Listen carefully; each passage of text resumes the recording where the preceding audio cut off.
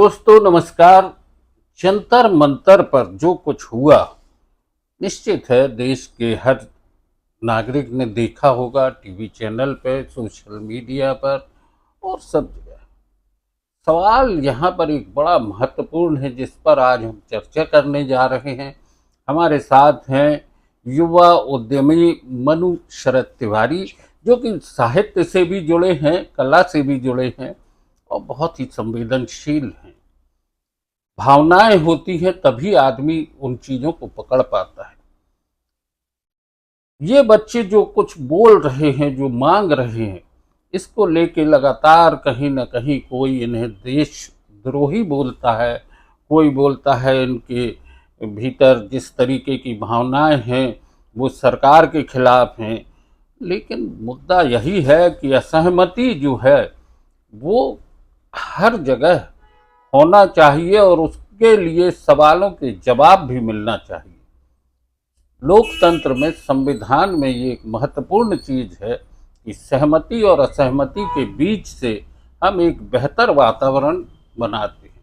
बहरहाल मुद्दा है कि ये देश के एजुकेशनल इंस्टीट्यूट में पढ़ने वाले बच्चे जो अपनी प्रतियोगी परीक्षाएं देने की तैयारी करते हैं और बहुत मेहनत के साथ पढ़ाई करके और बहुत कुछ करके अपनी जीवन की बहुत सारी स्थितियों से गुजरते हुए जब परीक्षा हाल पहुंचते हैं और उन्हें पता होता है कि पेपर लीक हो गया, तो उनके सपने टूट जाते हैं। और अगर उन्हें कोई देशद्रोही कहता है तो सवाल खड़ा होना लाजमी है कि कौन है वो लोग जो देशभक्ति के प्रमाण बांट रहे हैं, क्योंकि उन वीआईपी लोगों के बच्चे कहीं ना कहीं विदेशों में पढ़ रहे हैं। हमारे साथ हैं मनु शरद तिवारी। हम आपका स्वागत करते हैं मनु भाई, और जानना चाहते हैं कि इस देश के युवा के साथ जो यही मिट्टी में पला बढ़ा, जिसने यहीं के एजुकेशनल इंस्टीट्यूट में पढ़ाई की, यही कॉम्पिटिटिव एग्जाम दे रहा है, उसकी पीठ पे लाठियां बरस गई और उसको देशद्रोही भी कहने के लिए प्रमाण पत्र दिए जा रहे हैं। ये तो सरकार बर्बरता पे उतर आई है कि जो बच्चे शांत होके लगातार आंदोलन कर रहे हैं और सिर्फ उनकी बहुत नियमित डिमांड है, चूंकि धर्मेंद्र प्रधान जी इस लीक का चेहरा बन गए हैं, तो उस एक भावना को उनको हटना चाहिए अपने पद से और त्याग करके अलग होना चाहिए कि एक सिंबॉलिक है। धर्मेंद्र प्रधान जी के जाने से कोई तुरंत में शिक्षा व्यवस्था में सुधार नहीं होने वाला है, लेकिन वो सिंबल, वो मैसेज बहुत बड़ा डायरेक्ट जाता है कि हाँ, ये उम्मीद की सूरज जग गया है और यहाँ से अब हमारे लिए सुधार कार्य के रास्ते निकल आए हैं।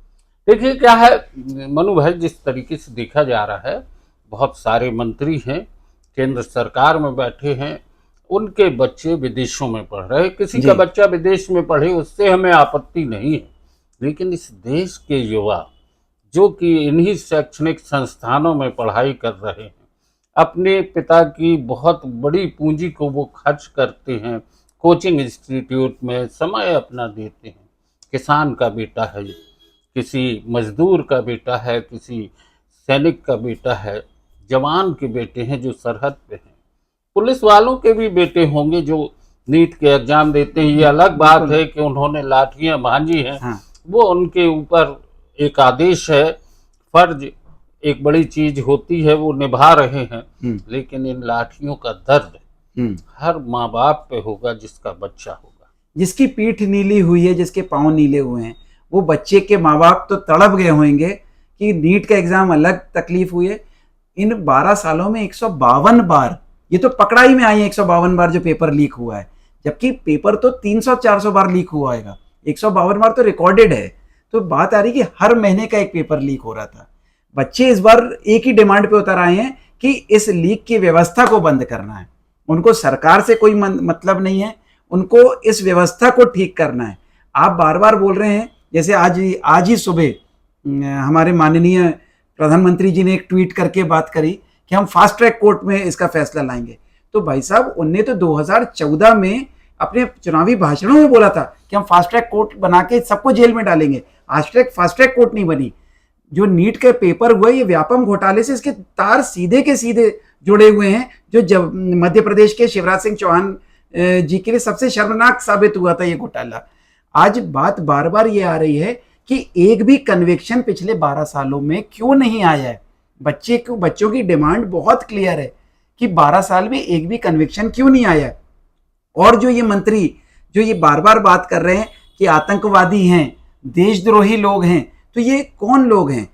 हम आपके माध्यम से बात करते हैं अपन। धर्मेंद्र प्रधान जी की बिटिया वो बाहर पढ़ती हैं, एस जयशंकर जी की बच्चा वो बाहर है, हरदीप पुरी जी की बिटिया वो बाहर पढ़ रही हैं। हरदीप पुरी जी का तो एफकिन फाइल में तक नाम आ चुका है और ये कनेक्शन और उनके व्यापारिक कनेक्शन साबित हैं। निर्मला सीतारमण जी हमारी फाइनेंस मिनिस्टर, उनकी बच्ची वो बाहर पढ़ रहे हैं। शिवराज सिंह चौहान जी का बच्चा वो बाहर पढ़ रहा है।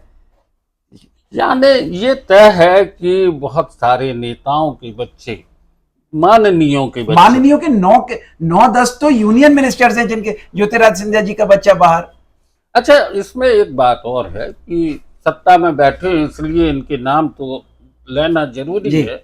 विपक्ष में भी बहुत सारे नेता होंगे जिनके बच्चे बाहर पढ़ रहे हैं, लेकिन मुद्दा यही है कि देश के भीतर जो शैक्षणिक सुविधाएं हैं उनके बीच में जो मेहनत कर रहा है उस बच्चे की पीठ लाल क्यों हुई?